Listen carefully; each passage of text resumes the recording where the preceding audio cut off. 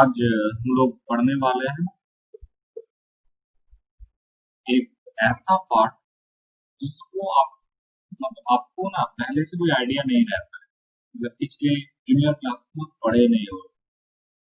वो है refraction of light. तो पिछले लेक्चर्स में मैंने रिफ्लेक्शन वाला पार्ट आपको कवर किया था।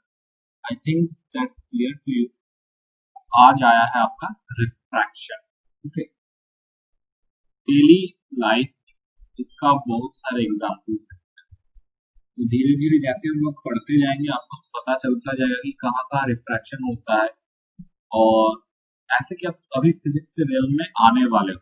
ठीक है, now you will be slowly learning to describe the nature in its own way.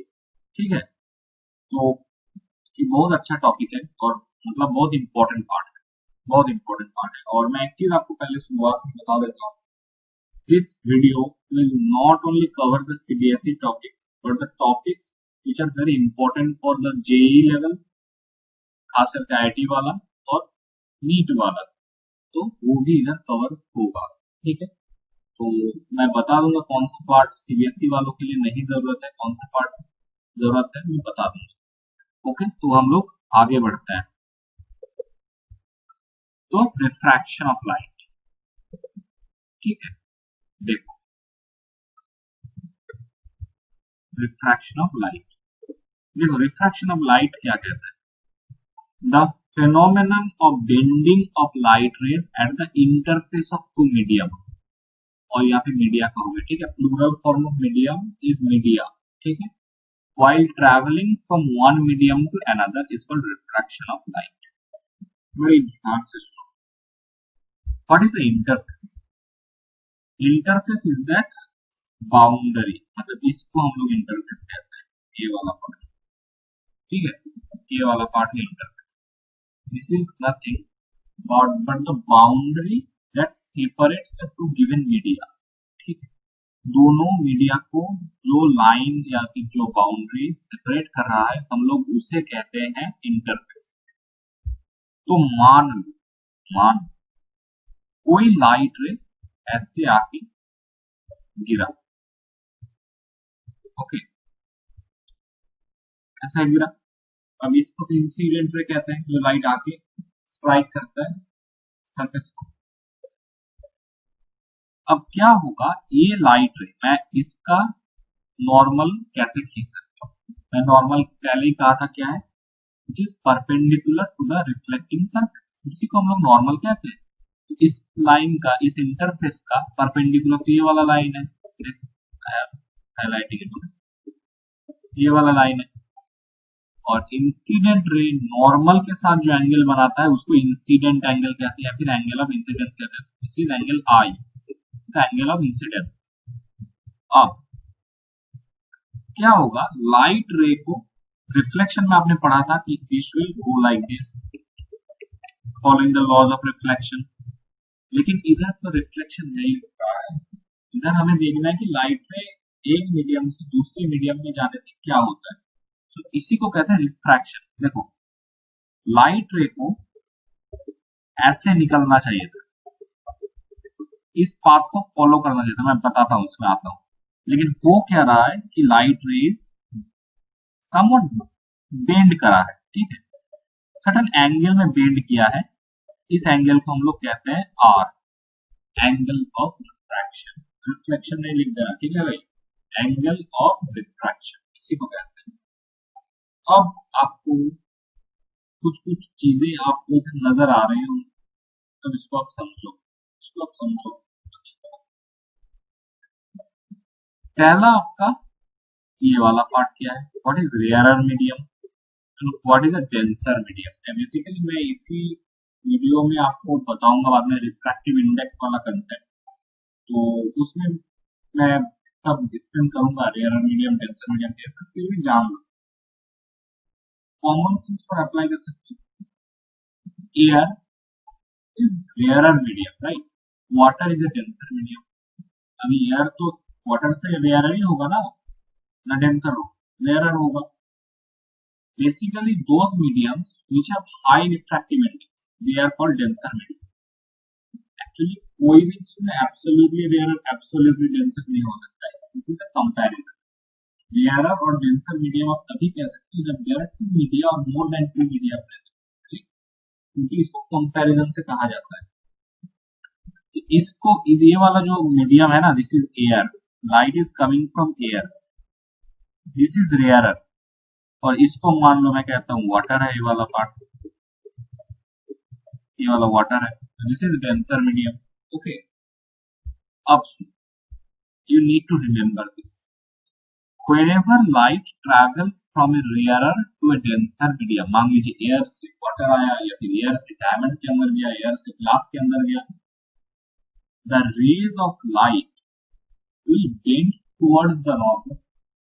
Okay, मतलब अगर ये वाला इंटरफेस है, ये वाला आपका इंसिडेंट रे है, ठीक है, और ये वाला आपका नॉर्मल है, तो light will be bending towards this.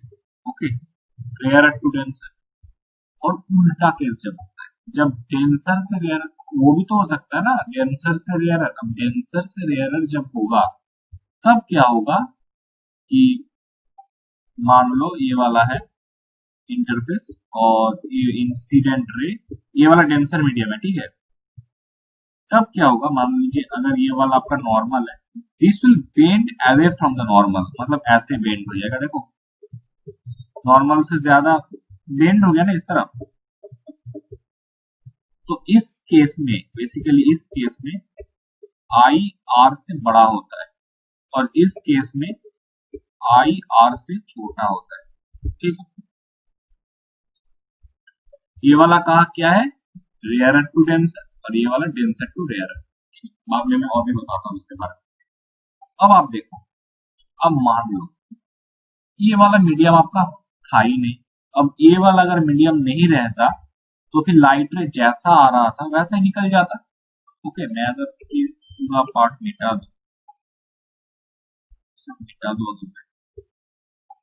एक चीज देखो, लाइट रे ऐसे आ रहा था तो ऐसे ही निकल जाता सीधा स्ट्रेट लाइन पे, लेकिन ऐसे नहीं निकला है क्योंकि यहाँ पे मीडियम है तो लाइट रे थोड़ा इधर बेंड हुआ है।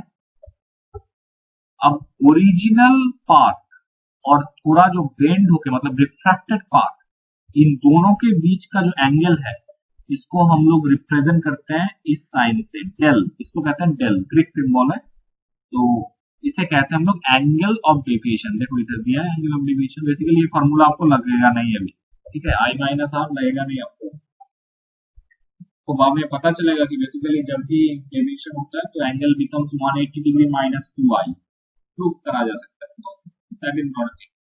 ये वाला डेफिनेशन आप याद रखिएगा, रिफ्रैक्शन ऑफ लाइट का, the phenomenon of bending of light ray the interface of two medium while travelling from one medium to another is called refraction of light, ठीक है। अब देखो, जिस तरह आप रिफ्लेक्शन में पढ़ते हो उसी तरह आपको इधर भी पढ़ना हो। अब आता है लॉ ऑफ रिफ्रैक्शन। पहला law, the incident ray, the refracted ray and the normal at the interface all lie in the same plane। ये लिखना, ठीक है, ये वाला पार्ट लिखना, गलत हो जाएगा नहीं, अगर नहीं लिखोगे गलत हो जाएगा, एट द इंटरफेस नहीं तो गलत हो जाएगा, ठीक है। मतलब अभी मैं आपको ये वाला आइडिया नहीं दे सकता, 11-12 में जब आप पढ़ोगे ना लाइट का वेक्टर वाला पार्ट तब आपको समझ में आएगा, ठीक है। इसको जरूर लिखना भाई, बार बार बोल रहा हूँ, वहां पे भी बताया था रिफ्लेक्शन में भी कि at the point of incidence, यहाँ पे भी लिखना at the interface on the point of incidence all lie on the same plane. खास करके मैं इस पॉइंट को बात करना चाहता हूँ, सेकंड लॉ। इस लॉ का ना एक नाम है, इस लॉ का और एक नाम है, जिसको हम लोग कहते हैं स्नेल्स लॉ। स्नेल ने पहले वाला लॉ दिया था, ओके, स्नेल्स लॉ। अब स्नेल्स लॉ क्या कहता है, देखो आपका अभी तक आई थिंक ट्रिग्नोमेट्री तो बहुत आप थोड़ा बहुत पढ़ ही लिए होंगे, या फिर अगर नहीं भी हुआ है तो फिर भी ठीक है, मैं कोशिश करूंगा ट्रिग्नोमेट्री के कुछ फॉर्मूला शीट सबको दे देने के लिए, ठीक, कोई बात नहीं। The ratio of sine of angle of incidence and sine of angle of refraction is always constant for a given pair of media। अब actually in trigonometry you will be learning about basically three functions you will learn. trigonometric function कहते हैं हम लोग इसे. क्या क्या तीन function है आपका? sin x,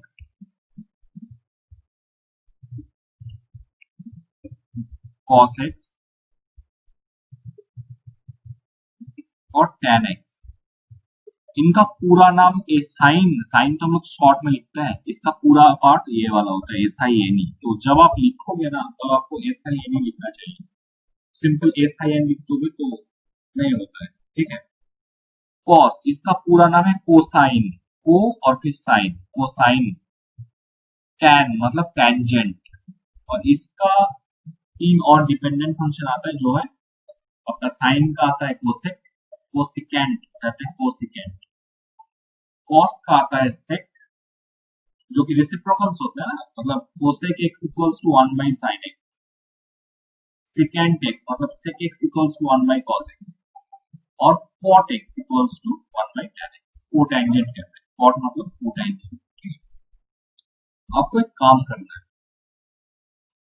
कोई भी प्रॉब्लम इससे रिलेटेड आप अगर सॉल्व करने होंगे ना, बाद में जो लोग कॉम्पिटिटिव के लिए प्रिपरेशन ले रहे हो, one thing you will need to do कि 0 degree, 30 degree, 45 degree, 60 degree and अभी तक अप टू 90 डिग्री, अभी तक एटलीस्ट क्लास 10 में 0, 30, 45, 60 एंड 90 ये 5 एंगल के वैल्यूज हर साइन के लिए, कॉस के लिए और टैन के लिए याद रखना प्लीज याद. ठीक है. और ऐसे भी आपको याद रखना पड़ेगा, जब ट्रिग्नोमेट्री आप सीखो तो याद रखना पड़ेगा. ठीक है. तो ये वाला स्नेल्स लॉ क्या कहता है कि sine of angle of incidence, सोचो साइन आई डिवाइडेड बाय, मतलब रेशियो है तो sine R, sine of angle of incidence to sine of angle of refraction is always constant for a given pair of media, so is equal to a constant. इस constant को हम लोग कहते हैं mu. ये भी ग्रीक सिंबल है, mu कहते हैं, MU म्यू. ठीक है. इसी कांस्टेंट म्यू को हम लोग कहते हैं refractive index R.I, refractive index. ठीक है. जो कि कभी भी दो मीडिया के लिए कांस्टेंट होता है. क्योंकि सुनो, साइन आई और साइन आर तो रेशियो में है, और आई और आर ये वाला सोचो, ये वाला साइन आर मतलब ये एंगल ऑफ रिफ्रैक्शन, अगर आप सोच लो सिर्फ R, angle of refraction R, ये किसके ऊपर डिपेंड करता है? आई के ऊपर डिपेंड करता है. आई जैसे बढ़ेगा आर भी वैसे ही बढ़ेगा. तो दोनों रेशियो हमेशा अपने आप को एडजस्ट कर लेंगे, करके हमेशा mu is equal to constant रहेगा, हमेशा म्यू कांस्टेंट रहेगा. ठीक है. तो ये आपका है Snell's law. Is very important, बहुत इंपॉर्टेंट है आपका. देखो अब मैंने जो कहा था आपको कि रिफ्रैक्टिव इंडेक्स, तो ये एब्सोल्यूट रिफ्रैक्टिव इंडेक्स और रिलेटिव रिफ्रैक्टिव इंडेक्स आपको ये पढ़ना है. पूछता है रिफ्रैक्टिव इंडेक्स डिफाइन करो, 1 मार्क्स या हाफ मार्क्स. तो refractive index mu of a medium is the ratio of speed of light in vacuum to speed of light in the medium. ठीक है. तो mu equals to C by V. ठीक है. ये है C है speed of light in vacuum, V है speed of light in medium. अब बेकार का क्वेश्चन मत पूछो कि C का वैल्यू कितना है. ठीक है. चलो बता देते हैं. C का वैल्यू याद रखना भाई, 3 into 10 to the power 8 metres पर सेकेंड होता है. अब कभी भी इसको मत पूछना, ये जो आप देख लिए इसको दिमाग में अंदर ले लो. C का वैल्यू हमेशा 3 into 10 to the power 8 metres पर सेकेंड होगा. ठीक है. हमेशा वैक्यूम, वैक्यूम ये याद रखना, वैक्यूम. ठीक है. स्पीड ऑफ लाइट मीडियम में वो तो आपको मतलब दिया रहेगा. रिफ्रैक्टिव इंडेक्स अगर आप निकाल लो या फिर रिफ्रैक्टिव इंडेक्स दिया रहेगा तो speed of light in the medium निकालने बोलता है. ठीक है। अब सुन, रिलेटिव रिफ्रैक्टिव इंडेक्स क्या होता है। अब जो लोग ये वाला चैप्टर पहले पहले पढ़ रहे हैं ना, मतलब आप लोग क्लास 10 में first time you are studying this chapter, ये तो आपको गलती होगा ही। अगर ठीक से कंसेप्ट नहीं समझो, ठीक से याद नहीं रखो, ये गलती हो जाएगा पक्का, क्योंकि मुझे भी गलती होता था। तो रिलेटिव रिफ्रैक्टिव इंडेक्स समझो, इसका ये वाला नोटेशन सिर्फ समझो। Relative refractive index of medium 2, जिस मीडियम का रिफ्रैक्टिव इंडेक्स आपको निकालना है उसको पहले लिखा है 2 का निकालना है। किसके रेस्पेक्ट में? पहले मीडियम के रेस्पेक्ट में। जिसके रेस्पेक्ट में निकालना है आपको उसको बाद में रखना है, ठीक है। So mu2 with respect to 1, refractive index of 2 with respect to 1 is equal to, अब उल्टा जो बाद में आप लिखे हो ना उसका वेलोसिटी पहले आएगा, v1 बाई v2, ठीक है। अब ठीक है, अब क्यों देखो, अब ये कैसे आया आपको ये वाला चिंता होना चाहिए। तो देखो, मान लो रिफ्रैक्टिव इंडेक्स ऑफ मीडियम 2, अभी refractive index absolute refractive index, ठीक है, अभी मैंने दिखाया देखो c बाई v, राइट। तो मान लो c by v2 refractive index of medium 2, वहां पे लाइट का स्पीड v2 मान रहा हूं। रिफ्रैक्टिव इंडेक्स ऑफ मीडियम 1, तो ये आपका होगा c बाई v1, ठीक है ना। अब सुनो क्या करना है, mu21 इज इक्वल टू, बहुत इंपॉर्टेंट रिलेशन है, बहुत इंपॉर्टेंट है, ध्यान से देखो, mu2 by mu1 equals to, अब डिवीजन करो इसका, तो c बाई v2, और इसका डिवीजन मतलब v1 ऊपर जाएगा, v1 बाई c, ये c और ये वाला c कटा, तो देखो तो वही आया ना आपका v1 बाई v2, जो कि मैंने उधर लिखा है, ये वाला ही है ना, आई थिंक ये वाला ही है v1 बाई v2। तो ऐसे निकाला जाता है। और एक चीज आप याद रखो, मैं इसे स्टार कर देता हूं, बहुत इंपॉर्टेंट है कि आपको पूछेगा, ऐसा क्वेश्चन आपको जरूर पूछेगा। mu21 इक्वल्स टू आपका होता है 1 बाई mu12, ठीक है। Refractive index of medium 2 with respect to 1 is the reciprocal of refractive index of medium 1 with respect, उल्टा हो जाता है। इसका वैल्यू अगर आपको 5 दिया है तो इसका वैल्यू 1/5 होगा, ठीक है। अगर इसका वैल्यू अगर आपको 5 दिया है तो इसका वैल्यू आपको 1/5 होना है, ठीक है। या फिर इसका वैल्यू अगर 5 दिया तो इसका वैल्यू 1/5 होना है, ऑलराइट। चलो आगे बढ़ते हैं। अब एक क्वेश्चन पूछता है, सीबीएसई पूछता है, 11 12 में भी पूछता है, जब एक लाइट रे एक मीडियम से दूसरे मीडियम में जा रहा है तब उसका कौन सा क्वांटिटी चेंज नहीं होता, ठीक है। और कह सकते हो कि रिफ्रैक्शन के टाइम कौन सा क्वांटिटी चेंज नहीं होता है। एक चीज तो आप लोग जस्ट बेसिक चीज जानो कि light is also form of wave, तो बहुत ज्यादा जानने की बात नहीं है इधर। लाइट कभी कभी पार्टिकल की तरह बिहेव करेगा, कभी कभी वेव की तरह बिहेव करेगा, इसलिए लाइट को कहते हैं वेव पार्टिकल डुअलिटी फॉलो करता है। मैं उस सब के अंदर नहीं जा रहा, जब 11 में जाओगे तब क्वांटम मैकेनिक्स के अंदर वो पढ़ा। सुनो, इस चीज का आंसर होता है, आप क्लास 9 में पढ़े हो, किसी भी वेव का सबसे फंडामेंटल फिजिकल क्वांटिटी क्या होता है, उससे एसोसिएटेड फ्रीक्वेंसी होता है। तो कभी भी फ्रीक्वेंसी चेंज नहीं होती। जो चेंज आपका होगा ना, जो चेंज आपका होगा वो है आपका स्पीड, लाइट का स्पीड चेंज होता है, but there is no change in frequency. गलत मत कर देना यार, फ्रीक्वेंसी चेंज हो रहा है मत कर देना, ठीक है, गलत हो जाए। कभी भी फ्रीक्वेंसी चेंज नहीं होता है आपका। अब मैं आता हूं इस पार्ट पे, इम्पोर्टेंट, मतलब यू कैन राइट दिस, ऐसे भी ऐसे लिख सकते हो, कोई बात नहीं, ठीक है।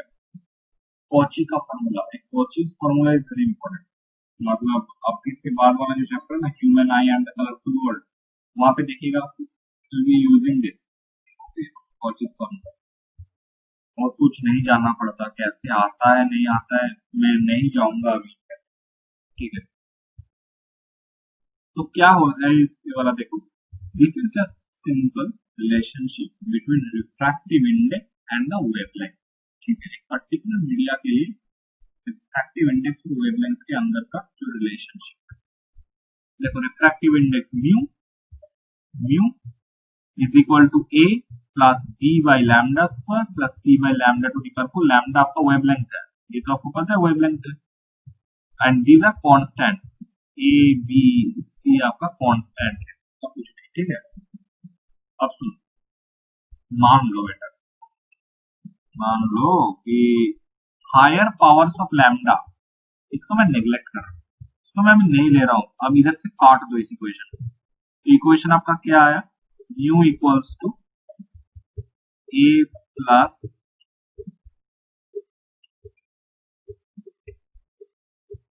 B by lambda square, mu equals to A plus B by lambda square, ठीक है।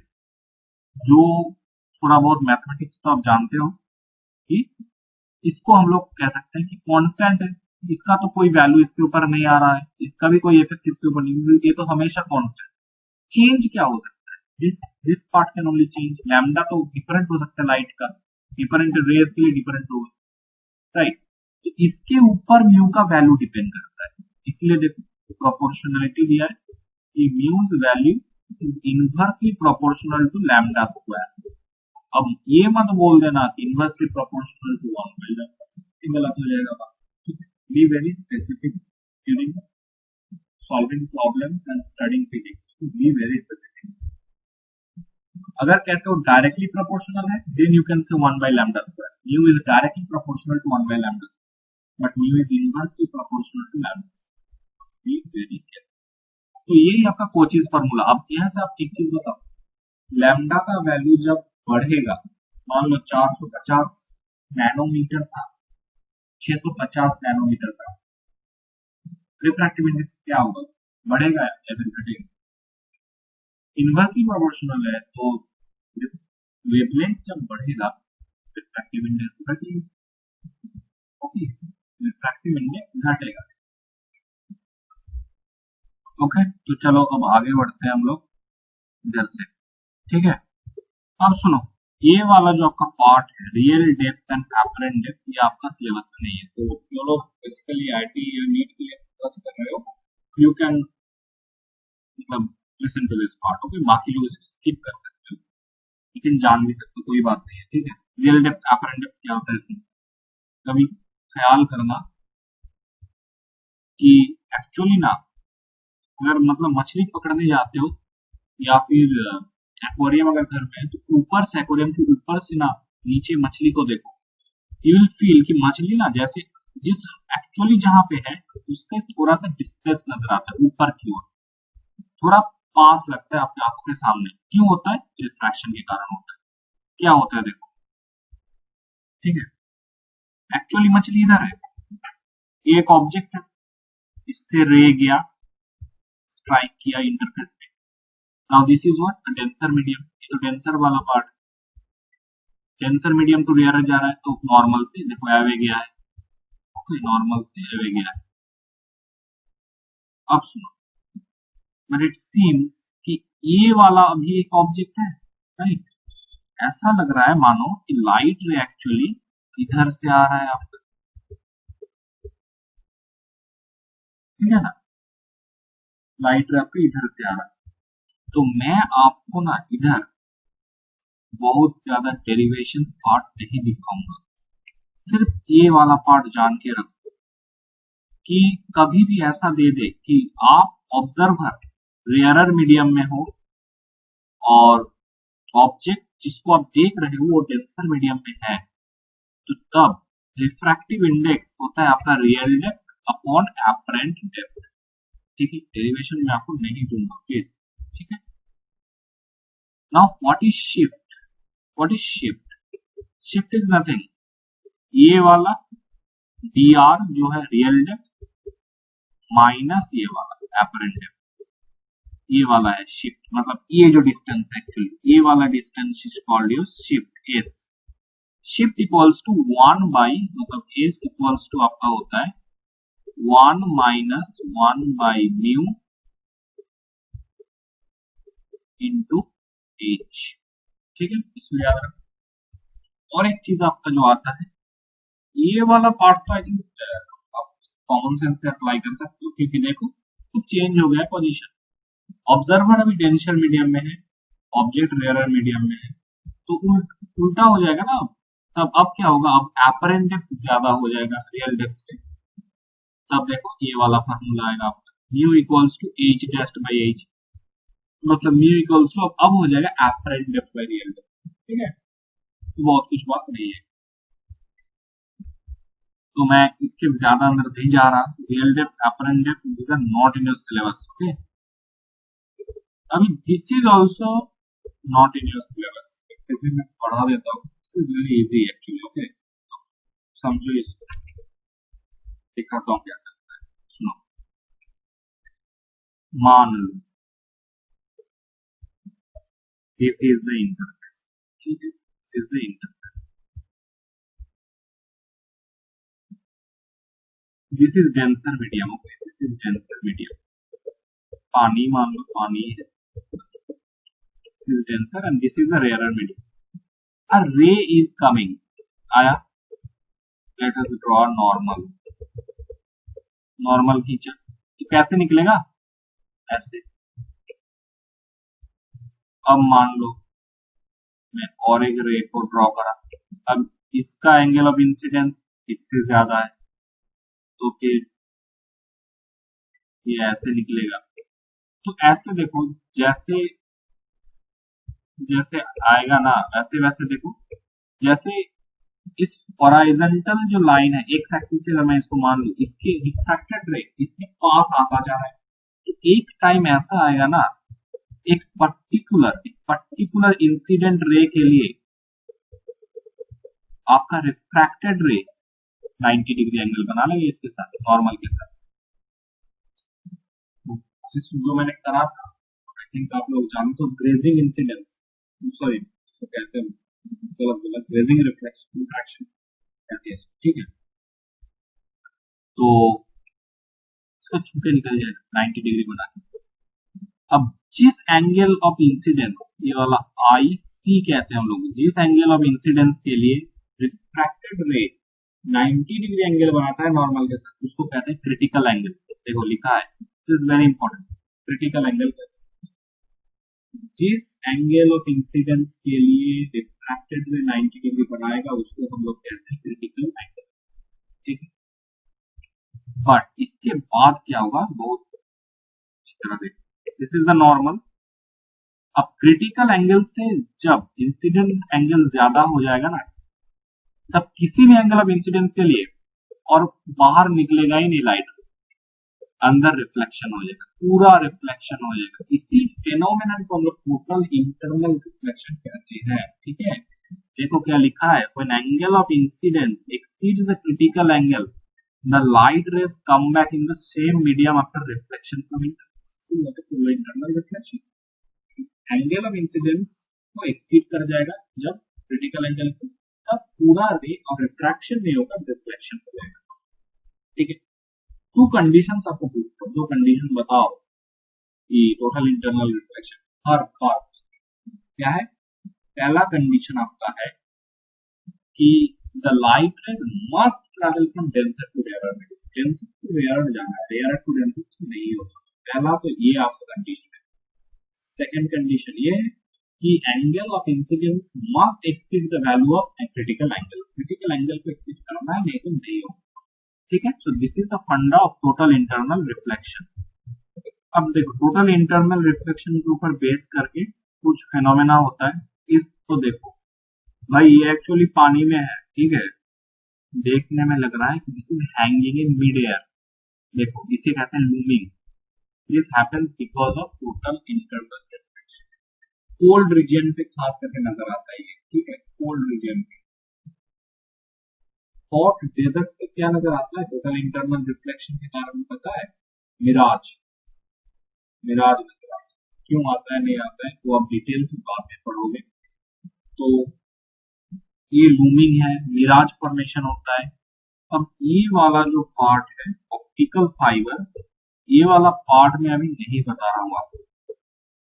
नेक्स्ट क्लास में मैं सिर्फ इसके बारे में आप ना पढ़ो पहले। आई आर्ज यू कि पहले इसके बारे में पढ़ो विकिपीडिया पे, जहाँ पे पढ़ना है। This is the revolutionary thing, पूरा नेटवर्क सिस्टम को बदल दिया है। जितनी जल्दी आप व्हाट्सएप करते हो, कुछ भी करते हो तो मैसेज चला जाता है दूसरे छोर पे। तो this thing is change everything telecommunication media में। इसके बारे में पढ़ो। नेक्स्ट क्लास में इसको डिटेल्स में पढ़ूंगी। और कुछ और भी पार्ट बाकी है, लेंस वाला part, power of a lens, lens formula, I will covering this and chapter will be over. Okay, तो आज के लिए बाय। लॉकडाउन टाइम को यूटिलाइज करो, ठीक है, बाय।